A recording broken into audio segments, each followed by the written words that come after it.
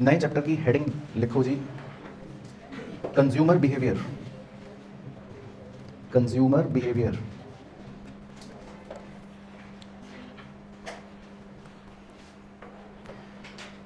चलो, तो सबसे पहले इसमें आपको इसके नीचे पेज के बीचों बीच लिखना है वांट्स। वांट्स, तो वांट्स का क्या मतलब है जी? वांट्स इच्छाएं। वेरी गुड, तो ये तो सबको पता ही है, वांट्स मतलब इच्छाएं। तो वांट्स के बारे में आपको कुछ बातें बताई जाएंगी अब, तो वो हम एक एक करके ऐसे लिख लेते हैं। सबसे पहले लिखते हैं अनलिमिटेड, यानी कि इंसान की जो इच्छाएं हैं वो क्या हैं? अनलिमिटेड है। ठीक है, तो आप इस बात से सहमत हैं सब बच्चे? चलो वेरी गुड। दूसरा सब्जेक्टिव, इंसान की जो इच्छाएं हैं वो सब्जेक्टिव हैं। सर सब्जेक्टिव हैं क्या मतलब हुआ? वेरी करते हैं, बिल्कुल सही भाई। आपकी इच्छा अलग होगी, आपके पड़ोसी की इच्छा अलग होगी, उसके पड़ोसी की इच्छा कुछ और होगी, और उसके भी पड़ोसी की इच्छा कुछ और होगी। तो हर व्यक्ति की अपनी अपनी वांट्स अलग हो सकती हैं, तो इसीलिए वांट्स जो होती हैं वो सब्जेक्टिव होती हैं, वो यूनिवर्सल नहीं होती कि सभी लोग ये चीज़ चाहते हैं, ऐसा नहीं होगा। तो वांट्स जो है वो सब्जेक्टिव होती हैं। तीसरा सैटिएबल।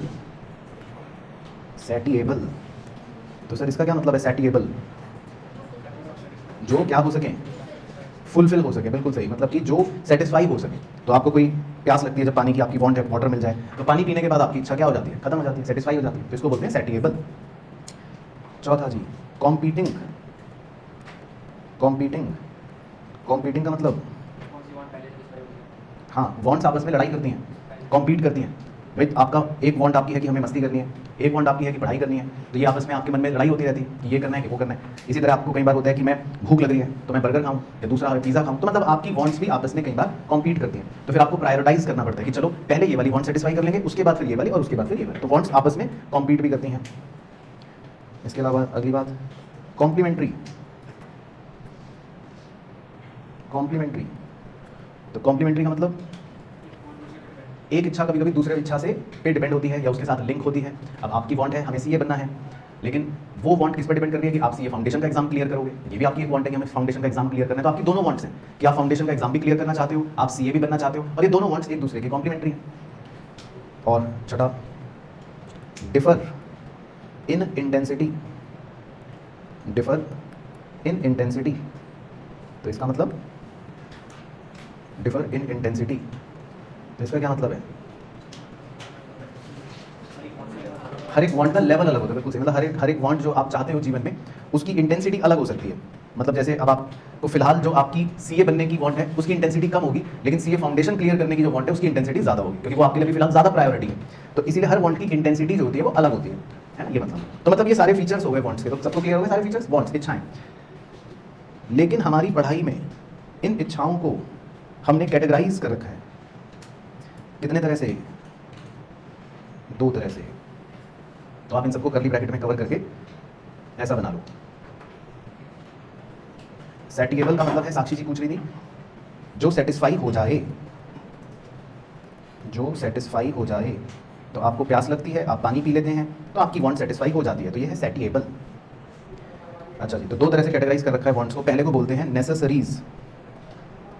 नेसेसरीज, नेसेसरीज का मतलब लिखो essential for living. Essential for living, जीवन निर्वाह करने के लिए ज़रूरी है। तो इसका कोई एग्जांपल बताइए जी। फूड, शेल्टर, ये वो कपड़े। और दूसरे होते हैं जी लग्जरीज। तो लग्जरीज का मतलब नॉट एसेंशियल फॉर लिविंग, जीवन निर्वाह करने के लिए अनिवार्य नहीं है ये, अगर ये नहीं भी मिलेगा तब भी आप जीवन निर्वाह कर लोगे अपना। तो इसका भी कोई एग्जांपल बताइए। ठीक है, फरारी। ठीक है, तो समझ आ गए 2 तरह की वांट्स, मतलब वांट्स को क्लासिफाई कर रखा है 2 तरीकों से। तो एक को बोल देते हैं नेसेसरीज, दूसरे को बोल देते हैं लग्जरीज। लेकिन नेसेसरीज और लग्जरीज में जब क्लासिफिकेशन किया तो ये दोनों बिल्कुल एक्सट्रीम्स हो गए। नेसेसरीज मतलब खाना जो जरूरी है जीवन के लिए, लग्जरीज मतलब जो जरूरी नहीं है जीवन के लिए। तो फिर एक तीसरी कैटेगरी भी बनाई गई जो इन दोनों के बीच में लाई करती।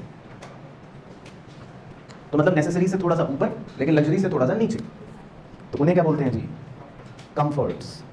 तो टेक्निकली 3 तरह की वांट्स हो गई आपकी कंफर्ट्स। तो इसकी परिभाषा है lies between necessaries and luxuries. तो नेसेसरी से थोड़ा सा ऊपर या अच्छा, और लग्जरी से थोड़ा सा नीचे यानी कि कम अच्छा। तो इसका कोई एग्जांपल? गुड हाउस, अच्छा घर, एयर कंडीशनर, भी कह सकते हो, मतलब जो भी समझ लो। तो एसेंशियल्स से थोड़ा ऊपर और लग्जरी से थोड़ा सा नीचे, तो इनको हम कंफर्ट्स बोलते हैं। तो आपकी इच्छाएं जो है बेसिकली 3 तरह से क्लासीफाई हो जाती है। तो क्लियर हो गया पॉइंट? चलो, तो ये तो था आपका मतलब पहला इंट्रोडक्शन। उसके बाद नेक्स्ट एरो डाल के लिखना है, मतलब नेक्स्ट पॉइंट है यूटिलिटी। इसको आप अंडरलाइन कर लो, यूटिलिटी। तो यूटिलिटी का क्या मतलब होता है जी? यूटिलिटी, ठीक है, तो आप लिख लो यूटिलिटी का मतलब है सिंपल भाषा में सेटिस्फैक्शन। यूटिलिटी का मतलब है सेटिस्फैक्शन, संतुष्टि। या फिर इसको दूसरा एरो बना के भी लिख लो, इसको हम सैटिटी भी कह देते हैं, वही जो ऊपर वर्ड आया था, सैटिएबल वर्ड से निकला, मतलब सैटिटी, SATIETY। तो इसका मतलब है संतुष्टि। तो दोनों का मतलब संतुष्टि ही है और यूटिलिटी का मतलब संतुष्टि ही होता है। लेकिन यूटिलिटी का मतलब यूजफुलनेस नहीं होता है। तो यूजफुलनेस को लिखकर आपको ब्लॉक बनाकर काटना है। तो ये एग्जाम में पूछा गया क्वेश्चन है कि क्या यूटिलिटी को हम यूजफुलनेस भी कह सकते हैं क्या? तो नहीं कह सकते, क्योंकि यूटिलिटी यूजफुलनेस नहीं होती है। अब इसका एक एग्जाम्पल भी है, वो भी आपको लिखवा देते हैं। इसका एग्जाम्पल है जी एल्कोहल, या दूसरा लिख लो सिगार। तो 2 एग्जाम्पल से आप समझ जाओगे, काफ़ी है, एल्कोहल या सिगार। तो जब आप एल्कोहल कंज्यूम करते हो या सिगार कंज्यूम करते हो तो आपको मज़ा आता है कि नहीं? तो लिखो यूटिलिटी मतलब यस, तो आपको मज़ा आता है। मज़ा मतलब संतुष्टि मिलती है, सेटिस्फैक्शन मिलता है, यूटिलिटी होती है। तो अभी घर पे फ़ोन करता हूँ, तुम्हारे कितनी जल्दी तुमने यस किया। लेकिन संतुष्टि तो मिलती है, लेकिन क्या इनकी कोई यूजफुलनेस है? नहीं है। तो मतलब ये है कि कोई प्रोडक्ट आपको यूटिलिटी दे सकता है, आपको संतुष्टि दे सकता है, लेकिन ऐसा जरूरी नहीं है कि वो यूजफुल भी हो। ये मतलब समझाया गया इन एग्जाम्पल से, ठीक है? तो किताब में भी यही एग्जाम्पल दे रखे हैं, तो वही लिखे हमने भी। तो समझ गए आप बात? तो कोई प्रोडक्ट आपको सेटिस्फैक्शन दे सकता है, यूटिलिटी दे सकता है, लेकिन ऐसा जरूरी नहीं है कि वो यूजफुल भी हो। तो इसीलिए देखो कितनी अच्छी बात कही गई है यूटिलिटी के बारे में। यूटिलिटी के बारे में देखो कितनी अच्छी बात कही गई है। ये हम बादल में लिखेंगे, बड़ी बात है, तो आप भी बादल बना लेना, फिर लिख लेना चाहें। यूटिलिटी के लिए कहा जाता है कि utility is ethically neutral. Utility is ethically neutral. Sir इसका क्या मतलब है? इसका ये मतलब है कि यूटिलिटी जो है ये एथिकली न्यूट्रल है, मतलब कि ये बायस नहीं है, ये आपको जज नहीं करेगी। अब आप अल्कोहल अगर कंज्यूम करो तब भी से कोई फर्क नहीं पड़ेगा, आप नहीं करो तब भी से कोई फर्क नहीं पड़ेगा। ये न्यूट्रल रहता है, यानी कि ये बायस नहीं रहता। ये नहीं कहता कि भाई जो अल्कोहल कंज्यूम नहीं कर रहे वो अच्छे लोग हैं, जो अल्कोहल कंज्यूम कर रहे हैं वो बुरे लोग हैं। ये ऐसा कुछ नहीं करता, ये ऐसा जज नहीं करता। ये कहता है भाई जो भी करो आपको सेटिस्फैक्शन मिला, हाँ मिला तो बस ठीक है, काम खत्म। तो यूटिलिटी जो है ये एथिकली न्यूट्रल है, ये भेदभाव नहीं करती। तो अगर किसी को बर्गर खा के यूटिलिटी मिली, वेरी गुड। किसी को अल्कोहल कंज्यूम करके यूटिलिटी मिली, वेरी गुड। किसी को सिगार कंज्यूम करके यूटिलिटी मिली, वेरी गुड। तो ये जज नहीं करेगा आपको। तो इसीलिए लिखा जाता है कि यूटिलिटी इज एथिकली न्यूट्रल। समझिए इस लाइन का मतलब कि ये न्यूट्रल स्टैंड है इसका, ये कोई भेदभाव नहीं करेगा। अच्छा, उसके बाद अगला पॉइंट। अब हम चैप्टर के अंदर घुसने की कोशिश करते हैं। हेडिंग का नाम है theory of consumer behaviour. Theory of consumer behaviour. तो जी 2 तरह की थ्योरियां आपको पढ़ाई जाएंगी चैप्टर के अंदर, तो आप 2 बाइफिकेशन कर लेना। पहले को बोलते हैं कार्डिनल और दूसरे को बोलते हैं ऑर्डिनल। कार्डिनल अप्रोच थी एल्फ्रेड मार्शल साहब की, और ऑर्डिनल अप्रोच थी 2 दोस्त Hicks and Allen. Hicks and Allen. तो बेसिकली हम 2 थ्योरीज पढ़ेंगे बच्चों इस चैप्टर में, एक होगी कार्डिनल, एक होगी ऑर्डिनल। लेकिन नॉलेज के लिए आपको पता होना चाहिए कार्डिनल का क्या मतलब है और ऑर्डिनल का क्या मतलब है। हाँ, तो कार्डिनल का मतलब होता है बेसिकली जब आप किसी भी चीज़ को क्वांटिफाई कर सकते हो, यानी कि क्वांटिफाइबल है ये, इट इज़ क्वांटिफाइबल। जैसे मान लो इसमें हम भी थोड़ी देर में करेंगे भी, हमने एक एप्पल खाया लेट से, या आपने एक बर्गर खाया, तो आपको बर्गर खा के सेटिस्फैक्शन मिलेगा, मज़ा आएगा। तो मज़ेदार बात यह है कि इस अप्रोच में हम इस सेटिस्फैक्शन को न्यूमेरिकली मेजर भी कर लेंगे और इसको एक न्यूमेरिक नंबर भी देंगे। तो ये है कार्डिनल। लेकिन ऑर्डिनल में ये बातें नहीं होती। ऑर्डिनल जो होता है वो क्वांटिफाइबल कभी भी नहीं होता। आप इसमें ये नहीं बता सकते कि अच्छा मज़ा आया तो कितना मज़ा आया, वो नहीं बता सकते। इसमें आप सिर्फ रैंक्स दे सकते हो, राइट, या आप अपनी प्रेफरेंस बता सकते हो। बस आप ये कह सकते हो कि सर मुझे बर्गर ज़्यादा पसंद है एज़ कम्पेयर टू पिज़्ज़ा, ये कह सकते हो। लेकिन ये नहीं कह सकते कि सर बर्गर खा के मज़ा आया, मैं बताता हूँ आपको कितना मज़ा आया, वो मेजर नहीं कर सकते आप। तो ये क्वांटिफाइबल नहीं होगा। यहाँ पर आप सिर्फ अपनी प्रेफरेंस बता पाओगे कि मुझे बर्गर ज़्यादा अच्छा लगता है, मुझे पिज़्ज़ा ज़्यादा अच्छा लगता है, मुझे ये अच्छा लगता है, वो अच्छा लगता है। तो समझ आ गया डिफरेंस कार्डिनल और ऑर्डिनल का? बोलो जी यस, ठीक है। तो खैर अब हम धीरे धीरे दोनों को पढ़ेंगे, लेकिन आज तो ऑब्वियसली दोनों कवर नहीं कर सकते। तो पहले हम मार्शल भाई की थ्योरियाँ पढ़ेंगे। तो हम नई हेडिंग डाल लेते हैं, मतलब ये तो एक बेसिक था, तो हम एक बड़ी सी हेडिंग डाल लेते हैं, मार्शल बाबू। मतलब हेडिंग का नाम है, इसका वैसे एनालिसिस नाम है MU एनालिसिस, और ब्रैकेट में आप लिख सकते हो एल्फ्रेड मार्शल। तो आज हम आपको मार्शल बाबू के बारे में बताएंगे। मतलब मार्शल बाबू के बारे में तो नहीं बताएंगे, लेकिन मार्शल बाबू ने जो बातें बताई हैं वो बताएंगे। इसका नाम है MU एनालिसिस। चलो, तो सबसे पहले लिखना है आपको अजम्पशंस। तो सबसे पहले मार्शल ने क्या कहा? मार्शल ने कहा कि पहले कुछ बातें मान लो, जो मैं कहूँगा चुपचाप वो मान लेना। तो हमने कहा बताओ मार्शल क्या क्या बातें माननी है तुम्हारी? तो मार्शल ने कहा ए, कंज्यूमर इज रैशनल। तो मार्शल ने पहली बात बताई कि कंज्यूमर जो है वो रैशनल है, ये मान लो। तो मैंने मार्शल से पूछा, मैंने कहा मार्शल मार्शल ये रैशनल का क्या मतलब? तो बताओ रैशनल कंज्यूमर कौन होता है? जो जिसका दिमाग ठीक हो, है साउंड माइंड। तो लेकिन ये लॉ का पेपर तो है नहीं मेरे दोस्त। अब बच्चा कहते हैं sir which is not disqualified by law, तो ये लॉ का पेपर नहीं है। तो रैशनल का यहाँ पे क्या मतलब है जी? हाँ, तो मतलब इकोनॉमिक्स की परिभाषा में है रैशनल का मतलब लिखो कि कंज्यूमर, एक आदमी बना लो, हु सीक मैक्सिमम सेटिस्फैक्शन। तो मैं एक एग्जांपल अभी देता हूँ तो आप समझ जाओगे। Who seek maximum satisfaction. तो मान लो 2 थैले पड़े हुए हैं, पहले में 9 पिज़्ज़ा रखे हैं और दूसरे में 10 पिज़्ज़ा रखे हैं, तो आप किस तरफ भागोगे? Very good. तो इसका मतलब आपका दिमाग ठीक है, इसका मतलब आप रैशनल हो। इकोनॉमिक्स में इसको कहेंगे कि आप रैशनल हो, तो ये मतलब है। तो रैशनल का मतलब है जो कंज्यूमर अपने लिए मैक्सिमम सेटिस्फैक्शन देखेगा वो रैशनल है। बी, और क्या कहा मार्शल ने? Utility is cardinal. मार्शल ने कहा कि यूटिलिटी को ना मेजर भी कर सकते हैं। तो हमने कहा अच्छा जी, मेजर भी कर सकते हैं। उसके बाद सी, और क्या कहा मार्शल ने?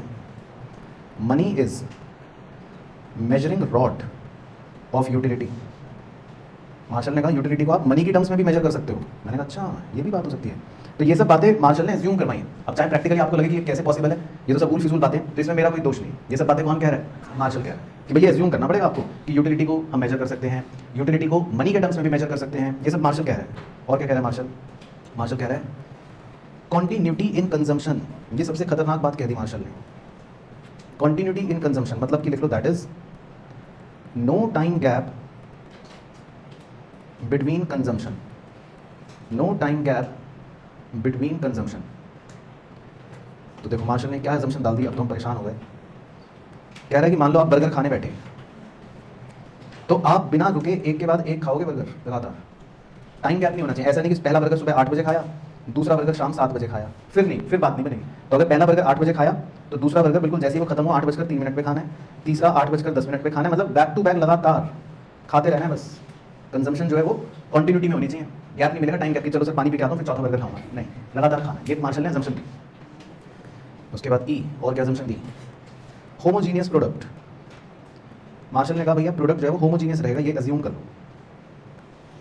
तो होमोजीनियस प्रोडक्ट का मतलब बिल्कुल आइडेंटिकल। तो मान लो आपने एप्पल खाया तो पता चला दूसरा एप्पल बेकार है, सड़ा हुआ, ऐसा नहीं होगा। तो दूसरा एप्पल भी बिल्कुल क्या होगा? आइडेंटिकल होगा। तो सारे ही प्रोडक्ट्स जो है वो कैसे होंगे? आइडेंटिकल होंगे। तो आप जितने बर्गर खाओगे, जितने एप्पल खाओगे या जो भी खाओगे, वो सारे कैसे होंगे? बिल्कुल आइडेंटिकल, सेम होंगे, same quality, same shape, same colour, everything same, identical. और एफ last, good should be divisible in nature. Good जो है वो डिविजिबल होना चाहिए नेचर में, दैट इज क्वांटिफाइबल। मतलब कि अब जैसे एप्पल है तो भाई डिविजिबल है, गिनती की जा सकती है, 1 एप्पल, 2 एप्पल, 3 एप्पल, 4 एप्पल। या बर्गर है, डिविजिबल है, 1 बर्गर, 2 बर्गर, 3 बर्गर, 4 बर्गर, है ना। तो डिविजिबल आइटम होना चाहिए। अब मान लो कोई लिक्विड आइटम है तो हालांकि उसको डिवाइड कर सकते हैं कि भाई 1 ग्लास, 2 ग्लास, 3 ग्लास, लेकिन मान लो वो ग्लास में नहीं है तो लिक्विड को भी डिवाइड करना वैसे मुश्किल हो जाएगा ना लिक्विड फॉर्म में, वो थोड़ा कम डिविजिबल होगा। तो वो बस मार्शल कह रहा है कि जैसे भी हो गुड आपका डिविजिबल होना चाहिए। तो अगर लिक्विड है तो ग्लास में डाल दो, डिवाइड कर दो। और बर्गर है, पिज्जा है, एप्पल है, तो वो तो ऑटोमेटिकली डिविजिबल होंगे। तो मतलब पॉइंट ये है कि गुड कैसा होना चाहिए? डिविजिबल, ताकि आप उसकी गिनती लिख सको कि 1 2 3 4 5 ऐसा। चलो तो समझ आ गए पहले सारे असम्पशंस मार्शल जी के, कोई दिक्कत परेशानी? चलो तो ये तो हमने अज्यूम कर लिया। तो चलो ये तो हमने सोच लिया कि ठीक है मार्शल भाई जो आपने कहा हमने सोच लिया। सेकंड पॉइंट का नाम है total utility and marginal utility. अब मार्शल भाई ने दूसरी बात बताई, टोटल यूटिलिटी और मार्जिनल यूटिलिटी। तो इसके लिए हम अपना वो बना लेते हैं एक छोटा सा टैबुलर फॉर्मेट, उसी से समझ लेंगे। तो 3 कॉलम्स बनाने हैं आपको, ठीक है? बनाओ। पहले कॉलम में लिखो बर्गर, ब्रैकेट में यूनिट्स। दूसरे कॉलम में मार्जिनल यूटिलिटी, इसको मम्मी घर में प्यार से बुलाती हैं MU। और तीसरे कॉलम में टोटल यूटिलिटी, इसको मम्मी प्यार से घर में बुलाती हैं TU। तो 3 बातें लिख लो, मतलब 3 कॉलम। चलो तो अब बर्गर के नीचे लिखो 1। तो आपने पहला बर्गर खाया। अब मार्जिनल यूटिलिटी का क्या मतलब है वो हिंदी में लिख लो अपने समझने के लिए। मार्जिनल यूटिलिटी का मतलब है कि जब आपने पहला बर्गर खाया तो कितना मज़ा आया, तो बस इस कितना मज़ा आया वो कहते हैं मार्जिनल यूटिलिटी। तो बताओ जब आपने पहला बर्गर खाया तो आपको कितना मज़ा आया दोस्त? बताओ कितना मज़ा आया? 10 यूटिल्स। तो मज़े को यूटिल्स में मेजर करते हैं। यूटिल्स जो है ना, एक मेजरमेंट यूनिट है। जैसे आपकी हाइट को इंचेस में मेजर करेंगे, आपके वजन को किलोग्राम्स में मेजर करेंगे, डिस्टेंस को किलोमीटर में मेजर करेंगे, ठीक है दोस्त? तो मज़े को किस में मेजर करेंगे? यूटिल्स। तो ये मैं नहीं कह रहा हूँ, ये कौन कह रहा है? मार्शल भाई कह रहे हैं। तो अगर आपको कोई भी पॉइंट में कहीं पे भी विवाद लगे तो आपको मेरे से झगड़ा नहीं करना है। ये सब बातें कौन कह रहा है? मार्शल भाई। फिर आपने दूसरा बर्गर खाया। अच्छा ये बताओ, पहले बर्गर और दूसरे बर्गर में आपको गैप मिलेगा, टाइम गैप? नहीं है ना, वो मार्शल ने कहा था टाइम गैप नहीं मिलेगा। तो जब आप दूसरा बर्गर खाओगे तो आपको मज़ा पहले से ज़्यादा मिलेगा या पहले से कम? क्यों? मतलब ये वैसे साइकोलॉजिकल लॉ होता है, it is a psychological law कि जब आप पहली बार कोई चीज़ खाओगे, सबसे ज़्यादा जब भूख लग रही होगी तब बड़ा मजा आएगा, लेकिन अब आपका पेट थोड़ा सा भर गया तो दूसरे बर्गर में आपको कम मजा आएगा। तो हम लिख लेते हैं 8 यूटिल्स। फिर उसके बाद आपने तीसरा बर्गर खाया, तो तीसरा बर्गर खा के कितना मजा आया? 5 यूटिल्स। फिर आपने चौथा बर्गर खाया, तो चौथा बर्गर खा के कितना मजा आया? 0 यूटिल्स। और फिर आपको 2 थप्पड़ मार के पांचवा बर्गर भी जबरदस्ती खिलाया गया, तो कितना मजा आया? -3 यूटिल्स। तो मजे जो है वो कभी कभी नेगेटिव भी हो सकते हैं, यानी कि वहां पर आपको सजा लगेगी। पांचवा बर्गर खाना आपके लिए एक तरह से क्या है? डिससेटिस्फैक्शन, मतलब अंग्रेजी में इसको कहते हैं डिससेटिस्फैक्शन। तो मतलब ऐसे समझाने के लिए बता रहा हूं। तो पहले 3 बर्गर में तो आप कह सकते हो कि आपको सेटिस्फैक्शन मिल रहा है। चौथे बर्गर को कहते हैं सैटिटी, यानी कि सैचुरेशन, कि चौथा बर्गर खाया नहीं खाया आपके लिए बात बराबर ही है, क्योंकि चौथा बर्गर खा के कितना मजा मिल रहा है आपको? 0। तो इसको बोलते हैं सैचुरेशन या सैटिटी, कि भाई चौथा बर्गर कोई खिला भी देता तब भी कोई फर्क नहीं पड़ रहा था, नहीं खाते तब भी कोई फर्क नहीं पड़ रहा था। और पांचवें बर्गर को कहते हैं जी डिससेटिस्फैक्शन। अब यहाँ आपको तकलीफ हो रही है, आपको उल्टी आ गई पांचवा बर्गर खा के, तो ये आपका है डिससेटिस्फैक्शन। तो समझ आ गया यहाँ तक कहानी? बस टोटल यूटिलिटी तो इसी से निकला हुआ एक मैथमेटिकल नंबर है। अब टोटल यूटिलिटी क्या है कि भाई पहला बर्गर खा के आपको कितना मजा आया था? 10 यूटिल्स। तो अब अगर कोई ये पूछने लगे कि भाई दो बर्गर खा के टोटल कितने मजे आए, तो आप क्या कहोगे? पहला बर्गर खा के 10, फिर दूसरा खा के 8, तो 2 खा के टोटल कितना मजा आया? तो आप कह सकते हो 18 यूटिल्स। तो टोटल का मतलब होता है कि भाई 2 खाने के बाद टोटल मजा कितना। इसी तरह 3 खाने के बाद टोटल मजा कितना? 23 यूटिल्स। 4 खाने के बाद 23 यूटिल्स, और 5 खाने के बाद 20 यूटिल्स। तो समझ गए टोटल यूटिलिटी? बस। तो अब देखो इससे क्या क्या बातें हमें लिखनी सीखने देखने वाली हैं। तो पहले टेबल सबको क्लियर हो गई? चलो, तो अब इससे जो जो बातें डिराइव हुई वो लिखते हैं। पहली बिंदी डाल के लिखते हैं law of diminishing marginal utility. तो सबसे पहले तो law of diminishing marginal utility, ये बात आपको क्लियर हो गई। तो law of diminishing marginal utility बताओ क्या होता है? मतलब हाँ बिल्कुल, तो जितना आपके यूनिट्स बढ़ते रहेंगे उतना आपका एमयू क्या होता रहेगा?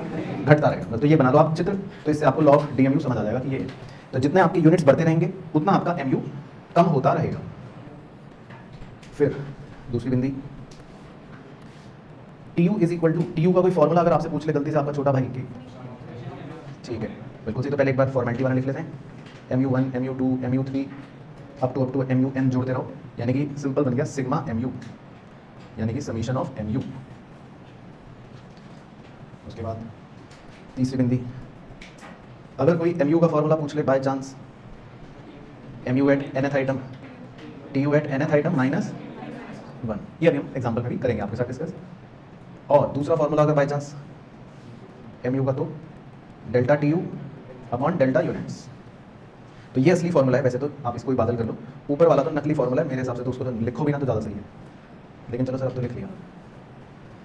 Therefore mu is dash of tu, मारो तो का mu is dash of tu, बताओ भाई। नहीं इनवर्स नहीं, slope, mu is slope of tu, ठीक है। तो ये याद रखना है, 1 number MCQ, mu is slope of tu, ठीक है ना। वो फॉर्मूले से भी आप पहचान सकते हो, change in tu upon change in unit है ना फॉर्मूला, तो ये बेसिकली उसका स्लोप बता रहा है। अब डायग्राम बनाएंगे बच्चों इसके नीचे, एक बहुत ही सुंदर सुशील डायग्राम।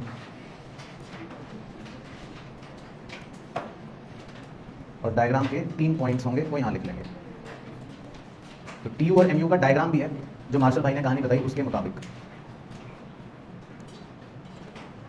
तो वाई एक्सिस पर आप लिख लो टीयू कॉमा एमयू, यानी कि ये तो हम कर्व बनाएंगे दोनों के, और एक्स एक्सिस पे आप लिख लो बर्गर या यूनिट्स, यानी कि ये आपके बर्गर्स हैं जो आप खा रहे हो।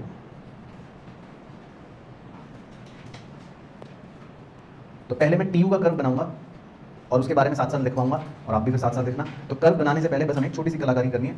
आप अपना इस डायग्राम में कहीं पर भी 50-60% ऑफ द डायग्राम के बीच में ऐसे एक डॉटेड लाइन बना लो, ठीक है। फिर ये डायग्राम भी समझ आ जाएगा इजीली और इसकी प्रॉपर्टी भी इजीली समझ आ जाएगी। चलो तो अब देखो कैसे बनाना है। TU का कर्व कैसे बनेगा, देखो बहुत सिंपल है। TU का कर्व जो है, मान लो लेट से इस बिंदु से अगर मैं स्टार्ट करता हूँ, ठीक है, तो TU का जो कर्व होता है, टोटल यूटिलिटी का कर्व, वो ऊपर की तरफ जाएगा। तो बोलो मेरे पीछे कहाँ जाएगा, ऊपर की तरफ, लेकिन पीठ झुका के। कैसे जाएगा, पीठ झुका के। तो ये बात ध्यान रखना, तो ऊपर की तरफ ले जाना है लेकिन पीठ झुकी होनी चाहिए। तो यहाँ तक बना लो पहले आप। हाँ बिल्कुल सही। तो दोस्त ने पहले सस्पेंस खत्म कर दिया। मैं तो पूछने वाला था, मैं तो ये पूछने वाला था कि TU इंक्रीजेज एट कौन सा रेट, इसे कौन सा रेट कहते हैं, डिमिनिशिंग रेट कहते हैं, ठीक है ना। जब पीठ झुकी हुई होती है ना किसी कर्व की ऊपर जाते हुए, उसे डिमिनिशिंग रेट कहते हैं। तो आप यहाँ पर लिख लेना TU increases at diminishing rate, पीठ झुका के ऊपर लेके जाना है, ठीक है। फिर जैसे ही वो डॉटेड लाइन को टच कर लेगा, तो वो जो डॉटेड लाइन को जहाँ टच करा, वो बिंदी जो है ना, वो इसका होगा मैक्सिमम पॉइंट। कौन सा पॉइंट, मैक्सिमम पॉइंट। क्योंकि अब इस बिंदी के बाद TU ऊपर नहीं जाएगा, नीचे चला जाएगा। बस ज़्यादा नीचे नहीं ले जाना, ज़्यादा बेइज्जती नहीं करनी उसकी, थोड़ा सा नीचे लाके बस छोड़ देना। तो ये आपका कर्व बन गया TU। तो समझ आ गया TU कर्व की प्रॉपर्टी बेसिकली। तो वो इंक्रीज करता है डिमिनिशिंग रेट से और फिर वो मैक्सिमम आ जाएगा, फिर वो फॉल कर जाएगा। तो यहाँ पे लिख सकते हो TU फॉल्स।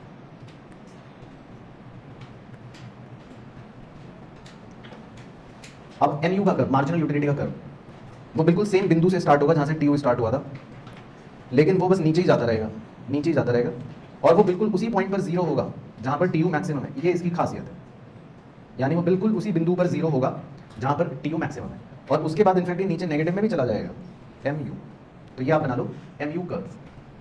तो बस ये बेसिकली TU MU के कर्व होते हैं। चलो अब इसके 3 पॉइंट्स लिखने हैं रिलेशन के। पहले हम सेकंड वाला लिखते हैं।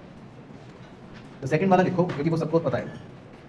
देखो सेकंड वाला, when MU is equal to 0 then बताओ TU इज क्या, मैक्सिमम। Very good. तो भाई ये सबको ओके हो गया। तो पहले सेकंड वाला लिख लो।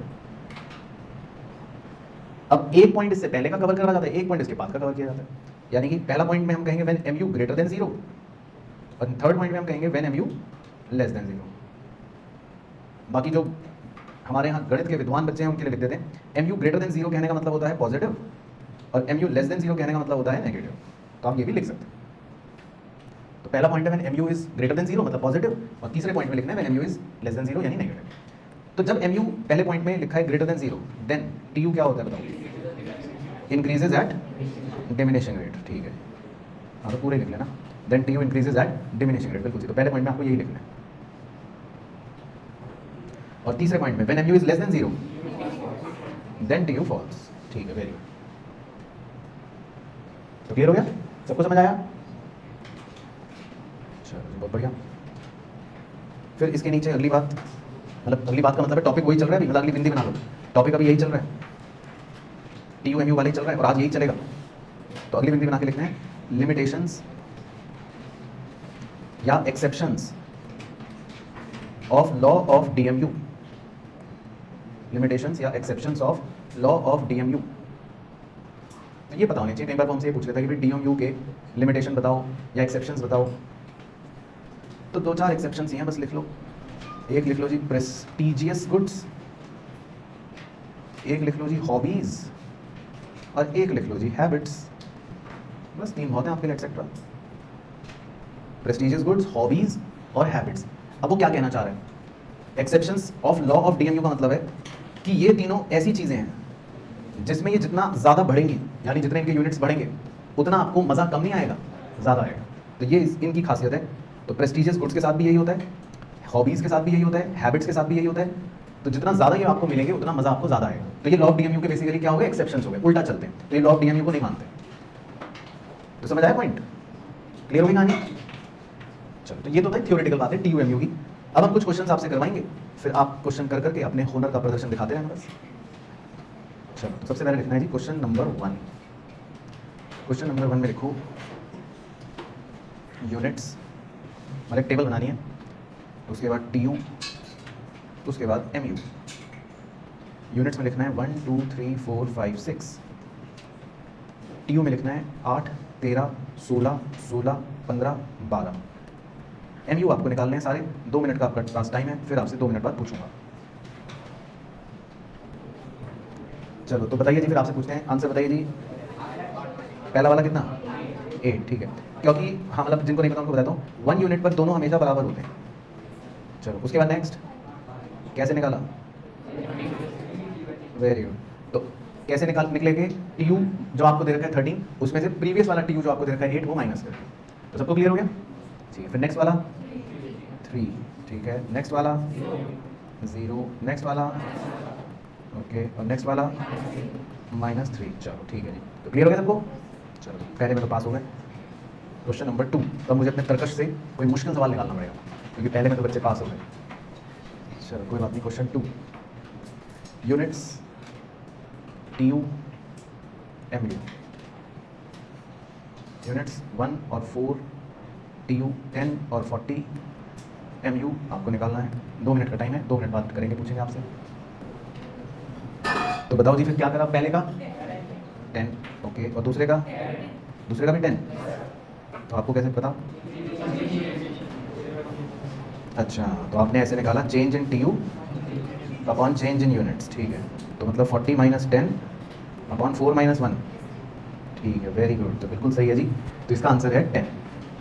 तो क्लियर हो गया सबको? तो ओके, चलो ठीक है पकड़े, तो मुझे अपने तर्कस से दूसरा भी निकालना पड़ेगा मुश्किल, तो ये भी आपने सही कर लिया। तो क्वेश्चन नंबर 3, तो क्वेश्चन नंबर 3 तो ऐसा देना पड़ेगा ना जिसमें बच्चे गलत करें, नहीं तो बेइज्जती हो जाएगी फिर तो, कि 3 क्वेश्चन दिए और बच्चों ने तीनों ही सही कर लिए।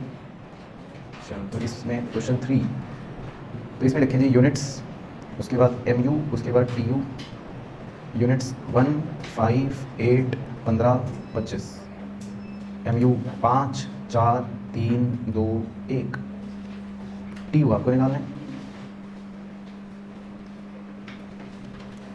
चलो तो करो जी। तो पहले आप बताओ, आपने जिन्होंने भी निकाली क्या निकाली, फिर मैं भी चेक कर लूँगा।